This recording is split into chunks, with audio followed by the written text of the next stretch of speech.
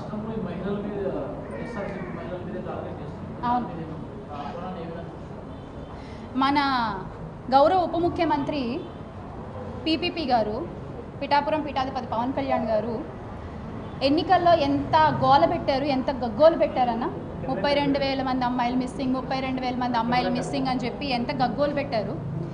ఎన్నికలు గెలిచి వచ్చిన తర్వాత దాని గురించి ఒక్క మాట మాట్లాడలేదు. అది పక్కన పెడితే ఆయన సొంత నియోజకవర్గంలో కూడా మహిళలపై ఎంత అన్యాయం జరుగుతున్నా ఆయన ఒకరోజు మాట్లాడలేదు.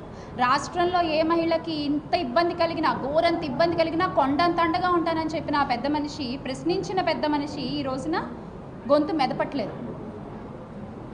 అందుకే మోడీ గారు కూడా మొన్న వచ్చినప్పుడు చాక్లెట్ ఇచ్చారు, తిని కూర్చో బాబు అని.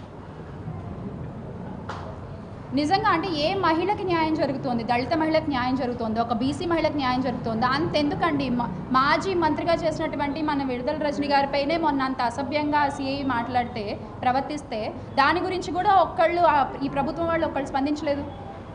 ఒక మాజీ మంత్రికే రక్షణ లేకపోతే ఈ రాష్ట్రంలో సామాన్య మహిళలకు ఏం రక్షణ ఉంటుందండి?